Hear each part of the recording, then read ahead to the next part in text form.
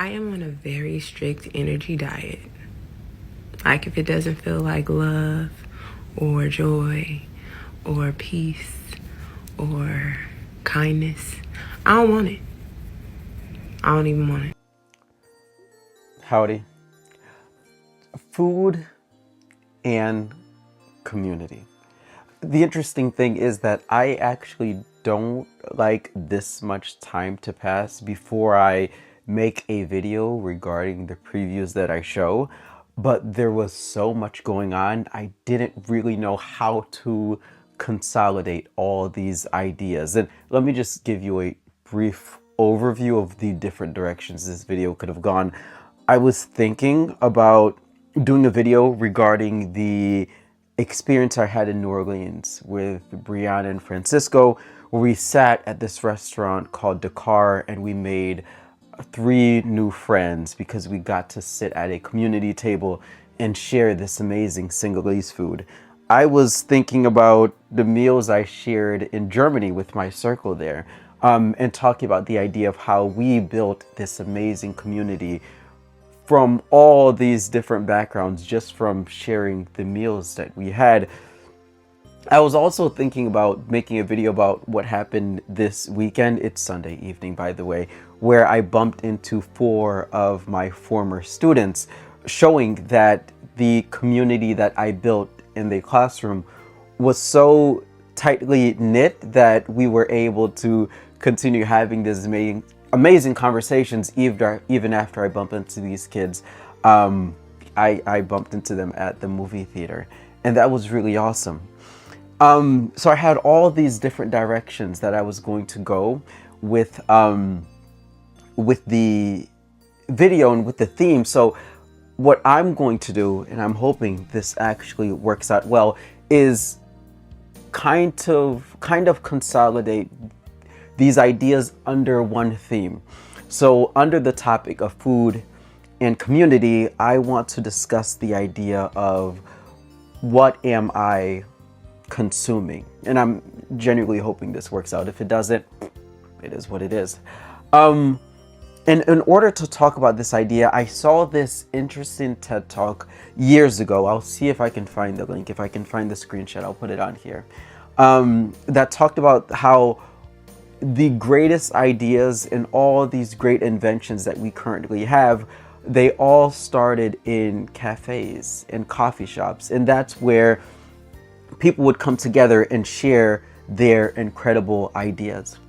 I thought that was a fascinating concept, and I felt like that intertwined with both the connections I made with my former students in the classroom, and also the idea of us sharing this amazing meal at the Dakar restaurant in New Orleans, and also my circle having these amazing conversations and discussing poetry and art over our meals as well. But I want to actually more focus on the experience I had last Wednesday.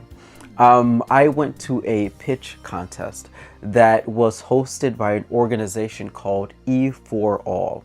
This is a nonprofit organization that helps entrepreneurs build their businesses.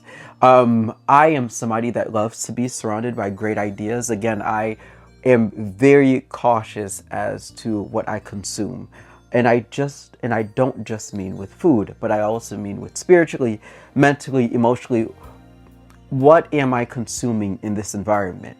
So with the potential of being able to sit down and network with all of these great minds, I thought that would be a perfect place to consume. So I help out, and I help to kind of set up this event, and it was my very first time there, so I kind of absorb and try to understand how the organization runs, and I'm deeply inspired by all the work that they're doing. And when the pitch contest starts, I kind of just am there listening, and I'm absorbed by everything. But before the pitch contest begins, I actually want to give a shout out, and a Fortillus always pays his debt. those who are Game of Throners, you'll get the reference. Before the pitch contest starts, because I know I'm somebody who likes to network and go around and meet people and shake hands, I end up going to this woman. Her name is Maria Pagan. I hope I'm saying that correctly. And I go to her specifically because my hands were extremely ashy. And she has a business. She was one of the women who were pitching. And she has a business where she has vegan, organic, cruelty-free skincare. So I went to see her, had this conversation. I was really concerned with like buying the lotion from her, but the product was also just incredible. And the way she was describing it, I was really interested. So I actually wanted to give her this kind of free promotion because she kind of hooked me up.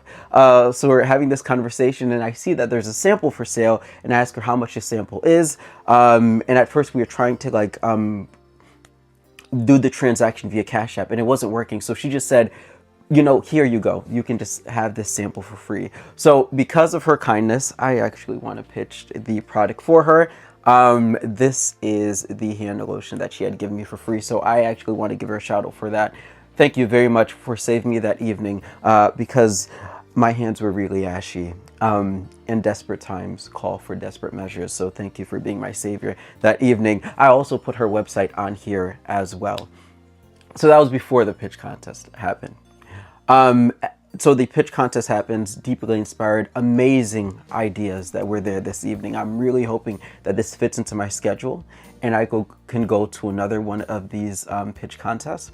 There is one woman, and I hope I'm also saying her name correctly as well, by the name of Megan Brousseau, who pitches an idea of a business, or I would say nonprofit organization called Acorn and Oak. And this one really hit close to home because what she was pitching and the vision that she had was, what if we were to build an environment that went far beyond the rigid structures of education that we currently have. And for those who know me or have ever sat with me for more than 10 minutes, and if you've seen me stand on my soapbox and preach about how much I hate standardized testing and this extremely rigid and inhumane structure of education that we have, where so many students fall through the cracks because of standardized testing. They are just not learning the way that makes sense to them. And the fact that it's more about just absorbing information as opposed to critically thinking through and discussing information. Like her idea, and I'll offer a screenshot of, I'll offer a picture of what she was discussing. I'm really hoping comes to fruition, and I'll also post her information as well because she also wanted to reach out to many more people and find as many resources as possible. She wants to create a space for students who are neurodivergent, where they can learn both indoors and outdoors, kinesthetically, auditorily, however it is that they learn. She wants to gear education specifically towards how they will learn.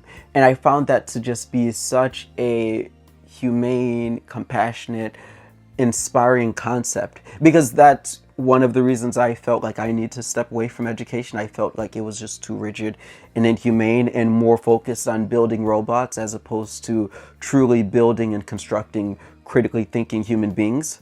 So I also want to give a shout out to her as well. I'll also have her information, a picture of her card here as well. And feel free to reach out to her if you have any resources you can offer her as well. So to kind of wrap up this concept, I'm hoping that this made sense because it was so hard to kind of like fine tune this message because there's so many amazing things that happened to me this week.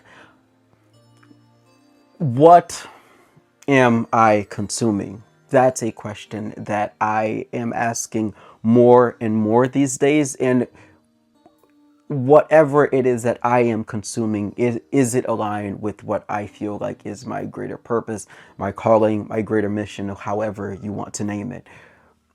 And so though I think it's very easy to focus on food when we talk about consumption because that makes the most amount of sense.